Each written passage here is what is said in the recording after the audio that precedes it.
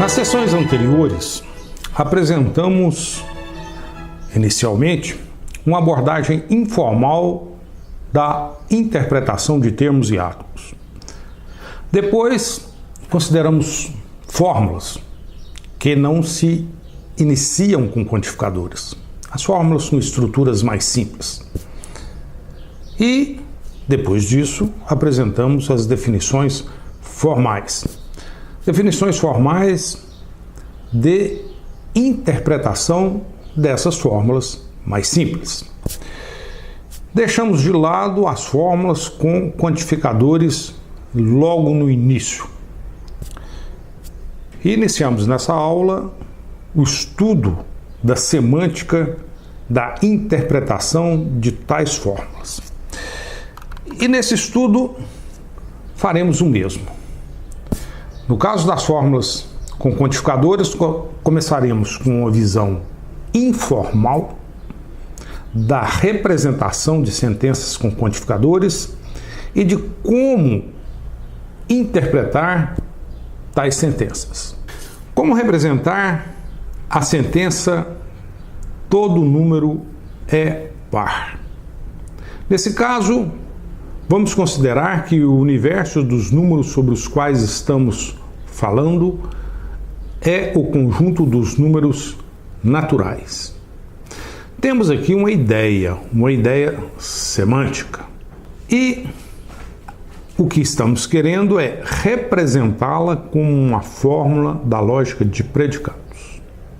Para fazê-lo, primeiro passo, vamos definir uma interpretação sobre o conjunto dos números naturais. Por que estamos falando sobre números naturais? Em seguida, vamos definir um predicado QX, de tal forma que I de QX é verdadeiro se somente se X e o X interpretado é um número natural par. Nessas condições, essa ideia semântica, todo número é par, é representada por essa fórmula, para todo X, QX. Ou seja, temos aqui a representação da sentença todo número é par, conforme essa interpretação. Para finalizar, observe o seguinte: nesse esquema, muitas pessoas não percebem que estamos cometendo um deslize. Estamos dizendo que temos aqui a ideia semântica, mas a ideia semântica está, nesse contexto, sendo denotada por essa sentença. Mas essa sentença é um objeto sintático na metalinguagem. Não é mais ideia, não é mais semântica. Interessante isso. Como representar a ideia mantendo-se fiel à ideia? Esse é um grande desafio filosófico. A ideia escrita já não é mais a ideia. Mas não há como fazer diferente. Ao escrever algo desse tipo, colocar semântica em cima e sintaxe embaixo, estou querendo dizer que a ideia semântica que estou tendo, que tenho, que quero representar é essa. E aí vou denotá-la de alguma maneira. Mas é bom perceber que todo número é par. Isso é uma representação sintática da ideia, não é a ideia propriamente dita. Vamos continuar falando sobre essas coisas, sobre sentenças com quantificadores. Como representar tais sentenças na sintaxe da lógica de predicados e usando quantificadores. Como representar essa sentença na lógica de predicados? E dada a representação, como interpretar? Observe que essas coisas caminham junto. O ato de representar demanda certa interpretação. E nesse caso, o nosso objetivo é, inicialmente, representar a sentença todo aluno é inteligente. Mas se digo que todo aluno é inteligente, surge essa pergunta. Afinal, quais alunos? Sobre quais alunos estou falando? O conjunto dos alunos, desses sobre os quais estamos falando, define o domínio da interpretação. Ou seja, para representar, preciso definir uma interpretação que me diga o universo do discurso. Considere, por exemplo, que o meu universo de discurso seja esse conjunto dessas pessoas. O U é igual a Júlia, Zé, Maria, Ana, João e Gil. Esse conjunto é o domínio da minha interpretação, da interpretação que uso para representar e, ao mesmo tempo, interpretar. O próximo passo é considerar um símbolo de predicado unário, P de x, e interpretá-lo dessa forma. Ou seja, I de px é verdadeiro se somente se o x e o x interpretado é inteligente, é um indivíduo inteligente. Então, seja I uma interpretação sobre esse domínio que interpreta esse predicado P dessa forma. Nessas condições, a representação da sentença todo aluno é inteligente é dada por essa fórmula. E essa fórmula é interpretada por essa interpretação I como sendo todo aluno é inteligente. Portanto, observe que o jogo da representação anda junto com o da interpretação. A partir desses dois exemplos iniciais, já podemos ter algumas conclusões. Interpretar e representar são atos que andam juntos na lógica de predicados. E, para representar sentenças com quantificadores, é essencial dizer quem é o universo da interpretação, sobre que coisas estamos falando, sobre que coisas estamos quantificando. Vamos caminhar. Veja mais um exemplo. Seja aí uma interpretação sobre esse universo, sobre esse domínio, que é o conjunto dessas pessoas. Considere um predicado Q de x, um Q, interpretado nessas condições. Ou seja, QX é verdadeiro se somente se XI é inteligente. Aqui temos um outro predicado, um predicado binário. P de XY é verdadeiro se e somente se XI, o X interpretado, é um indivíduo que gosta do YI, que é o Y interpretado. Além desses dois predicados, considere também a função F, que é interpretada pela interpretação I nessas condições. O I de f de x é um YI. E é um YI que é o colega preferido do XI. Ou seja, f de x retorna o indivíduo que é o colega preferido do X. Suponha que A seja interpretado como sendo Zé e B como sendo Maria. Nessas condições, QA é falso se Zé é burro e verdadeiro se Zé é inteligente. Isso ocorre porque Q é o predicado que caracteriza as pessoas inteligentes. Por outro lado, PAB é verdadeiro se o Zé gosta da Maria e falso se o Zé não gosta de Maria. Isso ocorre porque A é interpretado como Zé, B como Maria e P é o predicado que caracteriza pares de pessoas em que a primeira gosta da segunda. E F de A? Olha, como A é interpretado como Zé, F de A é o colega preferido de Zé. Nessas condições, a sentença, todas as pessoas são inteligentes, Elas são inteligentes, essas pessoas. Mas quais pessoas? Elas quem? Estamos falando dessas pessoas. Todas as pessoas são inteligentes, essas pessoas é representado por essa forma. Ou seja, para todo x que x é uma representação de todas as pessoas são inteligentes. É o caso que para todo x que de x é verdadeiro.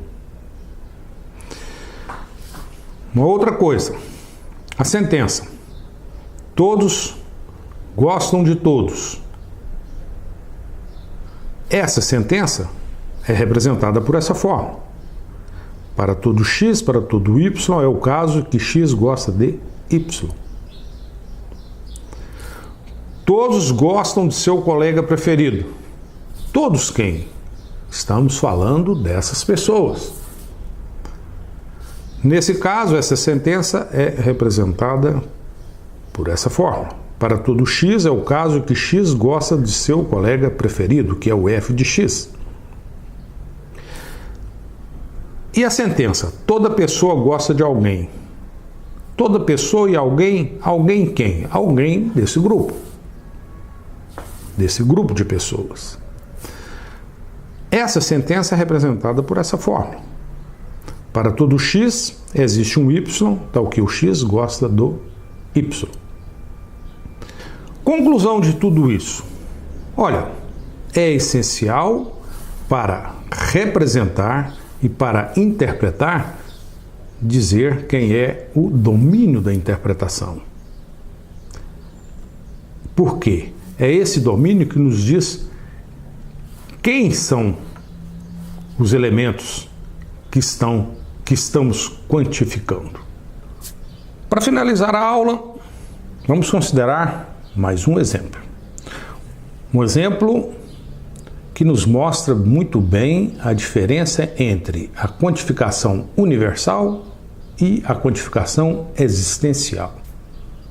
Seja aí uma interpretação sobre esse conjunto com essas três pessoas, Zé, Maria e João. I de P de X é verdadeiro se somente se XI é inteligente. Suponha então essas três constantes. Essas três constantes são interpretadas como elementos do domínio de I. A é interpretado como sendo Zé, B como a Maria e C como João. Nessas condições, para todo x px, representa a sentença que diz que todas as pessoas do domínio são inteligentes. Mas essa fórmula é interpretada como verdadeira se for o caso que Zé, Maria e João são inteligentes. Ou seja, se for o caso que PA, PB e PC são interpretados como sendo verdadeiros. Então, essa fórmula é verdadeira se somente se esses três átomos são igualmente verdadeiros. Essas coisas andam juntas.